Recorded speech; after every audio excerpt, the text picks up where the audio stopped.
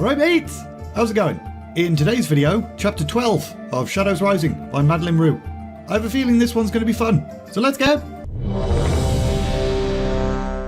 What do you think of her? The bold Ava. Say it with me. The bold Ava. Has a certain ring, doesn't it? Christened her myself. The old name was, well let's face it was crap. The Prowls. Can you believe it? I'm sorry, pardon me? The Prowls? Mathias Shaw stared straight ahead, convinced that if he said nothing and just stayed still, then Flynn Fairwind would leave him alone. But he was wrong. What even is the Prowls? Sounds like something you'd pick out of your teeth. No, I like this new name better. Can you believe I won her in a dice game? Who would be stupid enough to wager this gorgeous girl? You? And you'd be pissed? Yep, absolutely hammered. Well. You know me well, Shaw.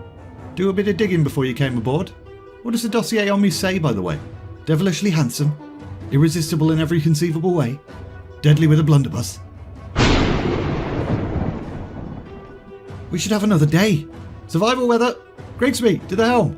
Keep speed, my lads and ladies. Aim for the flats. Rig out the storm sails and watch the decks. Nobody overboard on my watch. Tides be kind, I hope they're quick enough. Honestly, this is pretty bad. If the storm sail isn't up soon, then we're all well and truly The wave knocked both men right across the ship. Below deck. Now. You don't have the sea legs for this, and I am entirely too drunk. It wasn't the most dignified retreat. They basically had to crawl on all fours to reach the safety of the steps leading below, but they made it eventually. Are we to survive this? Huh? Oh, yeah, it's fine. Completely fine. We live for storms like this. Keeps us all on our toes. My crew will bring us through, you'll see. Fairwind then predictably moved to a nearby liquor cabinet and grabbed a bottle. Just something to settle my gut. Sure. We should have had more time. Maybe your source lied. Maybe. Or maybe this is just the opening act, and the real show hasn't even begun. I hadn't considered that.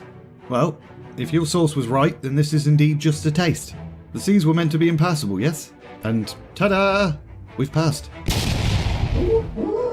Oh, spoke too soon. The sailor then burst through the door, his clothes wet but also somehow burnt. Fire? How can there be fire? Lightning, Captain, and... never mind.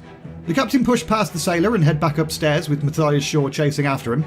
The spymaster was also curious as to how there were fires, and when they arrived back above deck, they saw the rain and the waves had seemingly calmed down, but a whole bunch of flames were spreading from the mainmast to a bunch of barrels, full of gunpowder.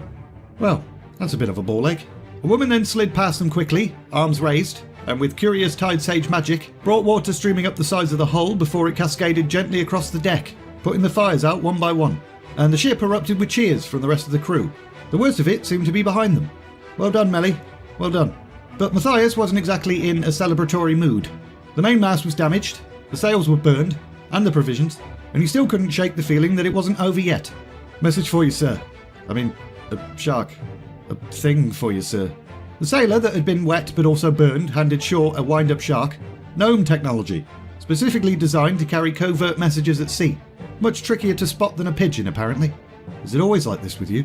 These are fraught times. I don't cease being spymaster simply because I'm on a boat. Shaw trusted the seafaring folks to see to the damaged parts of the ship, so he retreated back below deck to see what his spies had uncovered. But Flynn Fairwind just went ahead and followed him. Bit paranoid, are we? Mathias sat down and started to unroll the messages whilst Flynn also made himself comfortable. That for your girlfriend?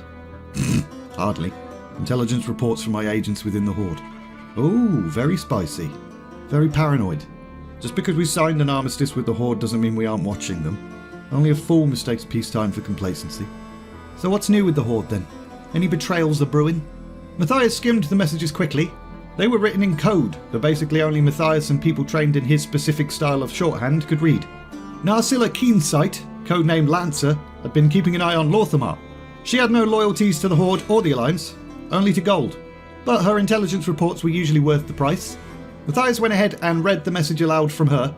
Lorthamar spends his days at study, though I often observe him gazing listlessly at nothing, and scribbling something in the margin of his book. I managed to access one of his tomes when he left to dine. It appears he's either composing poetry or notes of a more intimate nature. Beside a passage about holy energy, he writes, "My dusk lily bends more each day towards the sun." Dusk lily? Is there more? Not about the flower, sadly. But she does describe an incident at the Horde Council meeting with the Zandalari Queen. Something of real substance. An assassination attempt by a troll. Somebody within the Horde wishes harm against Talanji. Could explain the storm. How so? Well, if somebody wants her dead, maybe she put the whole continent on lockdown. That is annoyingly reasonable. Why, thank you. This next one's from Krazit the Bishop. Krazit? I know Krazit. Spooky little fellow. Liked to gamble in freehold.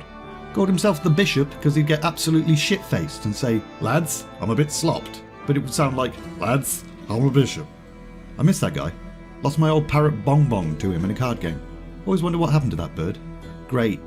Well, Kraz thinks the assassination attempt really gummed things up for the Horde. The Queen left in a huff. They've sent their own spies after her, a troll called Zakan. Interesting. They must not be as solidly loyal to the Horde as we thought. How did you get Krazit to turn and snitch for you? Parrots. A weird amount of parrots. Classic Krazit. Hang on. So the Queen nearly dies, and now the Horde don't trust her. They probably just sent a spy as a precaution. A soft nervous tap at the door interrupted their conversation, and then the Tide Sage, Melly, poked her head in. Beg your pardon. There's another storm coming on. I wanted to talk to you about it. This weather ain't random, and it ain't no magic I know of. It's like they know where we are. Like they sent these rages just for us. And we're leaving it there! Here's the thing. You know that quest in Tierraguard's sound when you rescue Flynn and then he's like, was it left or was it right? And then he's like, we went right last time, so it must be left. I genuinely thought he was going to go back round in a circle again, and I was ready to fucking rage quit. As usual, link in the description if you're interested in buying this book. Also, there's links to my Discord server and my Patreon page too. If you enjoyed this video, like, subscribe, all of that bollocks. And all that's left to say is, thanks for watching, and see ya!